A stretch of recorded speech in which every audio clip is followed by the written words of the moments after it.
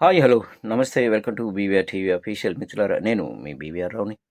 గతంలో తనను ఇబ్బంది పెట్టారంటూ అప్పటి CID chief DGP PV Sunil కుమార్ను టార్గెట్ చేసిన రఘురామకృష్ణంరాజు సోషల్ మీడియా వేదికగా ఇష్టానుసారం కామెంట్లు పెడుతూ ఉన్నారు.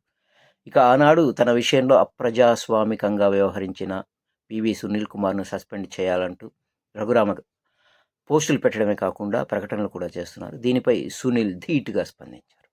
సోషల్ మీడియా వేదికగా సునీల్ కుమార్ రఫాడిస్తున్నాడని చెప్పవచ్చు. రఘురామ పాత చరిత్రను తవ్వుతూ సోషల్ మీడియాలో పోస్టుల పరంపరను కొనసాగించారు. అదే తరుణంలో రఘురామ గతంలో బ్యాంకులను మోసం చేసిన కేసుకు సంబంధించి దర్యాప్తు కొనసాగించాలంటూ సుప్రీంకోర్టు ఇచ్చిన ఉత్తర్వులు సునీల్ కుమార్ చేతిలో అస్త్రాలుగా మారాయి. దీనిపై ఆయన కొన్ని పోస్టులు పెట్టారు. ఏంటంటే, కె రఘురామకృష్ణంరాజు ఓ 420 3 బ్యాంకుల నుంచి 945 కోట్లు లూటీ చేశారు. దీనిపై ఆయనపై సిబిఐ ఐపీసీ సెక్షన్ 420 అంటే చీటింగ్ నేరపూరిత కుట్రతో పాటు 120B అంటే కుట్ర కింద కేసులు నమోదు చేసింది. ఈ కేసులో ఆయన కుటుంబ సభ్యులు కూడా ఉన్నారు. సుప్రీంకోర్టు ఆర్ఆర్ఆర్ని అంటే రఘురామకృష్ణంరాజుని ఆయన కుటుంబ సభ్యులను అరెస్ట్ చేయడానికి మొన్ననే గ్రీన్ సిగ్నల్ ఇచ్చింది.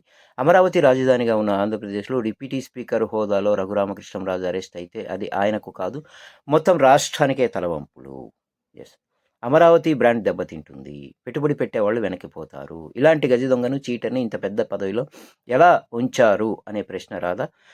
ఈ కేసు దర్యాప్తు ముగిసి కోర్టులో విచారణ పూర్తి అయ్యి రఘురామకృష్ణంరాజు గారికి ఉప ముఖ్యమంత్రి పదవి సహా ఏ పదవి అయినా ఇవ్వండి, అభ్యంతరం లేదు. ఉపసభాపతి హోదాలో రఘురామకృష్ణంరాజు గారు అరెస్ట్ అయితే అది రాష్ట్రానికి అవమానం. ఆరోపణలు ఎదుర్కొంటున్న వ్యక్తిగా ఆయన అరెస్ట్ అయితే ఆయన వరకే అది పరిమితం అవుతుంది. మీడియా వారికి కూడా విజ్ఞప్తి చేస్తున్నాను, మీరు ప్రజల పక్షాన ఉండాలి, ఒక వ్యక్తి వైపు కాదు. ఇది ఆంధ్రప్రదేశ్ రాష్ట్ర పౌరుడిగా నా బాధ్యత. 420 రఘురామకృష్ణంరాజు గారి మీద ఇంకా అనేక అభియోగాలు ఉన్నాయి. ఆ రిపోర్టులు కూడా నా దగ్గర ఉన్నాయి. వాటిల్లో కూడా కొత్త కేసులు నమోదవుతాయి. అందుకోసం నేను సుప్రీంకోర్టులో రిట్ పిటిషన్లు వేస్తాను. ఈ కేసులో 420 రామకృష్ణంరాజు బయటపడడం జరగదు అని చాలా ఘాటుగా ఆయన పోస్ట్ పెట్టారు.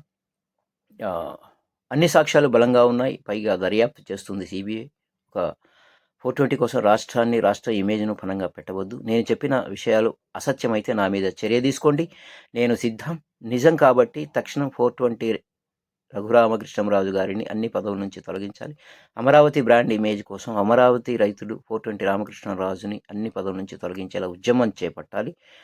జై అమరావతి, జై స్వర్ణాంధ్రప్రదేశ్, జై భీమ్ అంటూ సునీల్ చాలా ఘాటుగా ఎదురుదాడి కొనసాగించడం జరిగింది. చూద్దాం ఈ ఇష్యూలో ఏమవుతుంది, వెయిట్ చేద్దాం.